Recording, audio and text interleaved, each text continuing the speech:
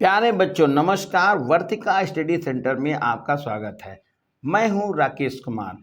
आज हम आपके लिए लेकर के आए हैं कक्षा 10 विषय विज्ञान के जीव विज्ञान पार्ट से टॉप 25 क्वेश्चन, जिनका आपको हम विधिवत अध्ययन कराएंगे। और ये टॉप 25 क्वेश्चन ऐसे हैं जो बोर्ड परीक्षा में बार बार रिपीट होते हैं, हर बार पूछे जाते हैं।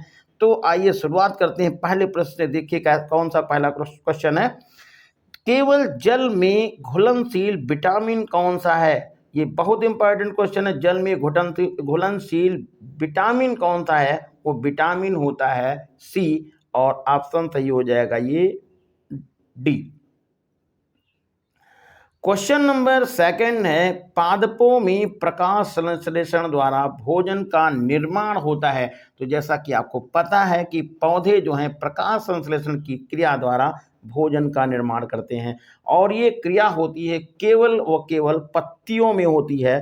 प्रकाश और क्लोरोफिल और ऑक्सीजन की, कार्बन डाइऑक्साइड की उपस्थिति में इसमें ऑक्सीजन गैस बाहर निकलती है।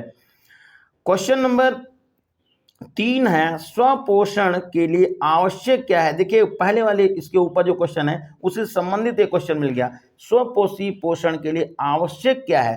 तो स्वपोषी पोषण के लिए जल आवश्यक है, कार्बन डाइऑक्साइड गैस आवश्यक है, सूर्य का भी प्रकाश आवश्यक है। इसलिए इसमें ये सभी चीजें आवश्यक हैं, और ऑप्शन इसमें सही होगा ये डी।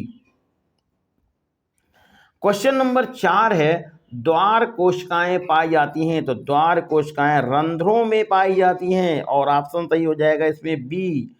क्वेश्चन नंबर 5 है, पादपों में वायु प्रदूषण कम करने की प्रक्रिया का नाम बताइए। देखिए पौधे वायु प्रदूषण को कैसे कम कर देते हैं? अरे पौधे ये तो हमारे लिए जीवनदायक हैं, क्योंकि पौधों से ही हमें ऑक्सीजन गैस मिलती है। वो कैसे मिलती है? वो मिलती है प्रकाश संश्लेषण की क्रिया से, जब वे भोजन बनाते हैं। इसलिए हमारे जीवन में पौधों का होना बहुत आवश्यक है। यदि पौधे नहीं है तो हमारा जीवन संभव नहीं है।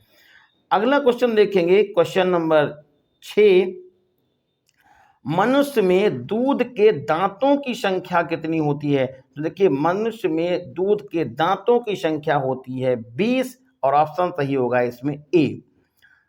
क्वेश्चन नंबर 7 है, मनुष्य की लार में पाया जाने वाला जो है वो कौन सा पदार्थ है? तो देखिए मनुष्य की लार में जो है तो ये टाइलिन और लाइसोजाइम दोनों पाए जाते हैं। इस तरह से यहाँ पर जो ऑप्शन सही हो जाएगा ए और बी। थोड़ा सा इसमें करेक्शन करिएगा, इसमें आप लिख सकते हैं ए व बी। ए व बी दोनों ऑप्शन सही हैं, ए और बी दोनों। क्वेश्चन नंबर 8 है, प्रचलित रूप से ऊर्जा ग्रह किसे कहा जाता है? देखिए प्रचलित रूप से ऊर्जा ग्रह यानी कि पावर हाउस किसे कहा जाता है? ये पावर हाउस कहा जाता है माइटोकॉन्ड्रिया को। ऑप्शन सही हो जाएगा सी। क्वेश्चन नंबर 9 है, मनुष्य के हृदय में कोष्ठों की संख्या कितनी होती है? तो कोष्ठों की संख्या होती है 4, और ऑप्शन सही हो जाएगा ये डी। क्वेश्चन नंबर 10 है, शुद्ध रुधिर को शरीर के विभिन्न भागों तक ले जाती है, उसको किस नाम से जाने जाता है? उसको हम जानते हैं महाधमनी के नाम से। शुद्ध रुधिर शरीर के विभिन्न भागों में ले जाने वाली धमनी का नाम होता है महाधमनी।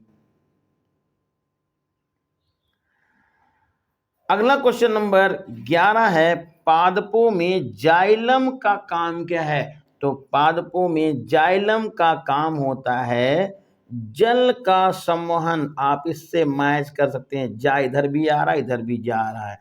तो जल का जो संवहन होता है, जब जल का जो परिवहन होता है, जल का आवागमन होता है, वो होता है किसके द्वारा? जाइलम के द्वारा।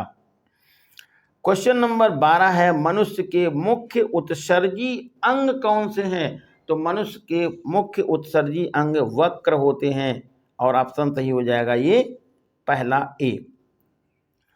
क्वेश्चन नंबर 13 जो बहुत वेरी वेरी इंपॉर्टेंट क्वेश्चन है, बहुत बार रिपीट होता है क्वेश्चन, यकृत संश्लेषित करता है, तो यकृत संश्लेषित करता है यूरिया को, और ऑप्शन सही होगा ये ए। क्वेश्चन नंबर 14 है, मुकुलन पाया जाता है, तो मुकुलन जो है हाइड्रला में पाया जाता है, और ऑप्शन सही हो जाएगा ये बी। क्वेश्चन नंबर 15 है, पराग कोश में होते हैं, पराग कोश में पराग कण होते हैं, और ऑप्शन सही होगा ये सी। क्वेश्चन नंबर 15 देखिए, पौधों में कायिक प्रवर्धन के लिए कौन सा भाग अधिक अनुकूल होता है?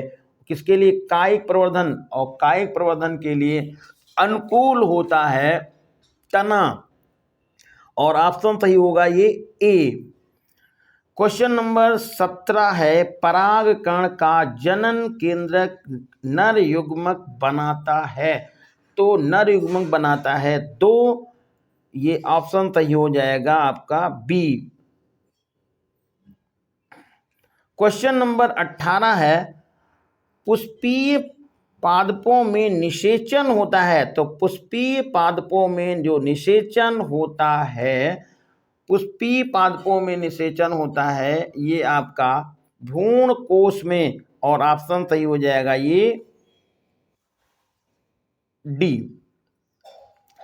क्वेश्चन नंबर 19 है, निषेचन के बाद पुष्प का कौन सा भाग फल में परिवर्तित होता है? तो फल में परिवर्तित होने वाला भाग जो होता है वो अंडाशय होता है, ऑप्शन सही हो जाएगा ये सी। क्वेश्चन नंबर 20 है, निम्न में से कौन मानव में मृदा जनन तंत्र का भाग नहीं है? अब इस तरह के क्वेश्चन को आप विशेष रूप से ध्यान रखें, कौन सा भाग नहीं है, तो ये भाग जो है वो नहीं है, शुक्र वाहिका भाग नहीं है मानव मादा जनन में, जनन तंत्र क्या कौन सा भाग नहीं है? तो शुक्र वाहिका, और ऑप्शन सही हो जाएगा ये सी। क्वेश्चन नंबर 21 है, उत्परिवर्तन का कारण क्या है? देखिए, उत्परिवर्तन का कारण होता है जीन परिवर्तन, जीवन संघर्ष, गुणसूत्रों की संख्या में परिवर्तन, यानी कि ये सभी, और ऑप्शन सही हो जाएगा ये डी। क्वेश्चन नंबर 22 है, मनुष्य में लिंग गुणसूत्र होता है, ये होता है एक्स और y. Very very important question है, इसको याद रखेंगे कि होगा ए क्वेश्चन एक्स और वाई। क्वेश्चन नंबर जो 23 है, डीएनए पाया जाता है, तो डीएनए पाया जाता है केंद्रक द्रव्य में पाया जाता है, कहां पाया जाता है? केंद्रक द्रव्य में, और ऑप्शन सही होगा ये बी। उद्यान मटर में अप्रभावी लक्षण हैं, तो ये अप्रभावी लक्षण है झुर्रीदार बीज, और ऑप्शन सही होगा ये बी। इस सेशन का लास्ट क्वेश्चन 25 नंबर, विकास के दृष्टिकोण से मानव से सबसे निकटवर्ती कौन है? तो मानव के निकटवर्ती जो विकास के क्रम के दृष्टिकोण से मानव के सबसे निकटवर्ती हैं वो चिंपैंजी हैं, और ऑप्शन सही होगा सी। तो ये थे आज के टॉप 25 क्वेश्चन जो कक्षा 10 की विज्ञान से, बायोलॉजी पार्ट से हमने बताए हैं। कैसे लगे कमेंट करके बताइएगा, चैनल को शेयर कीजिएगा, सब्सक्राइब कीजिएगा, और बेल आइकन को दबा के हमारा मनोबल बढ़ाइएगा। धन्यवाद।